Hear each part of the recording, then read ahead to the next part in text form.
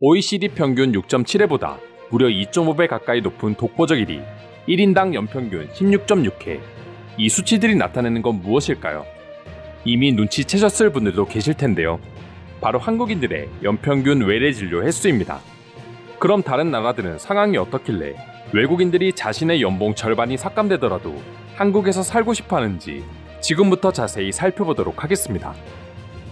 한국의 의료보험과 의료 시스템이 세계에서 최고이며 유럽이나 미국에서 아파보면 왜 한국이 최고인지 알 수 있다는 말은 지겹도록 들어보셨을 거라고 생각합니다.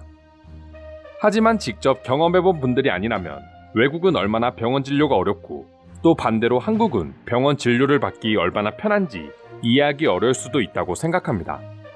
하지만 통계적인 수치로 보니 정말 쉽게 이해할 수 있을 것 같습니다.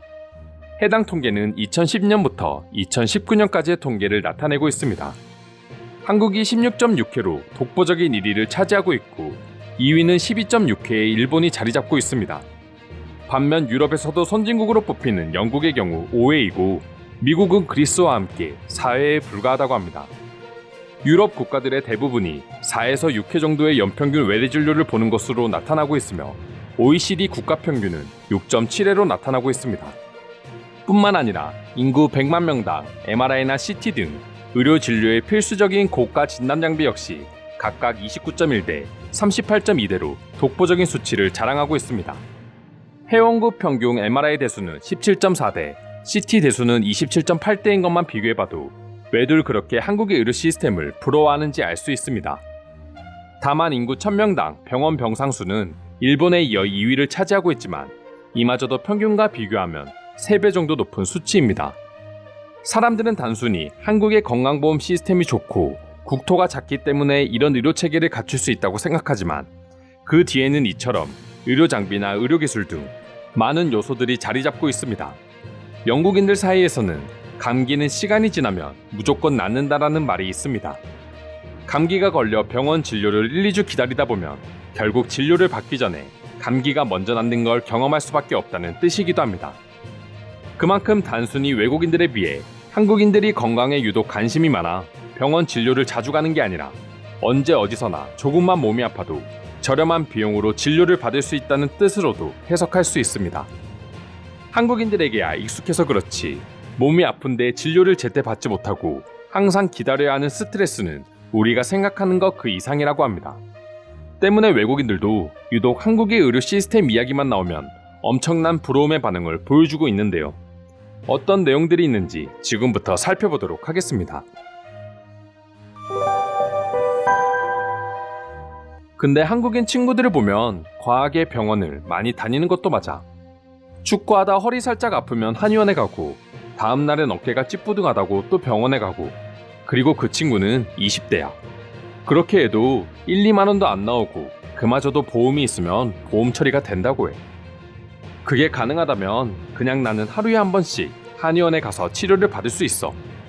한국 여행 중에 아파서는 아니고 그냥 패키지에 한의원에서 건강침을 맞는 코스가 있었는데 그 분위기와 개운한 느낌이 너무 좋았거든. 한 달에 한 번 이상은 무조건 병원에 간다는 말인데 만약 프랑스였다면 월급을 다 탕진했을 거야. 그리고 돈이 있어도 1년에 16번이나 병원을 드나드는 건 불가능이야.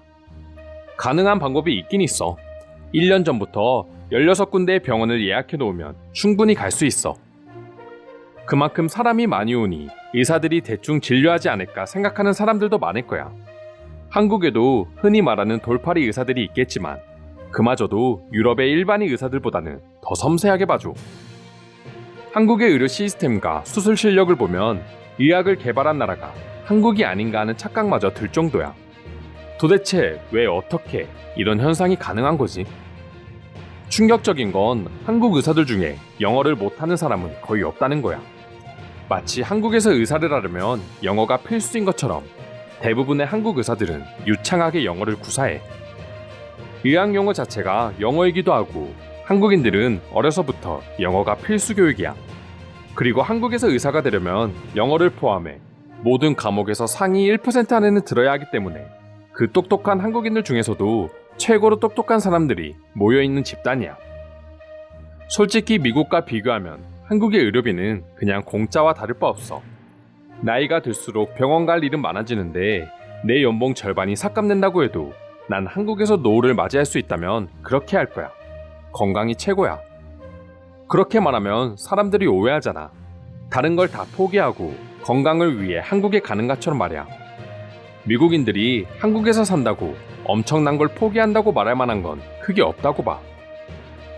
미국의 중산층이라면 누구나 병원비 때문에 치료를 하지 않거나 도저히 기다리다가 낫지 않아서 병원을 찾아간 경험이 있을 거야. 그렇게 아픔을 참았던 스트레스를 생각하면 한국에서 사는 게 왜 그렇게 행복한지 깨달을 수 있어. 한국에서 유학 중인 학생들이 졸업 후 자기 나라로 돌아가기 싫어하는 제일 큰 이유 두 가지는 인터넷과 병원이야.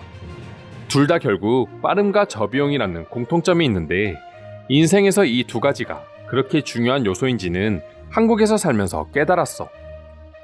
돈 많아도 아프면 다 소용없다는 말이 있듯이 몇 억을 주는 대신 치통을 죽을 때까지 가지고 있어야 한다면 모두가 돈을 포기할 거야.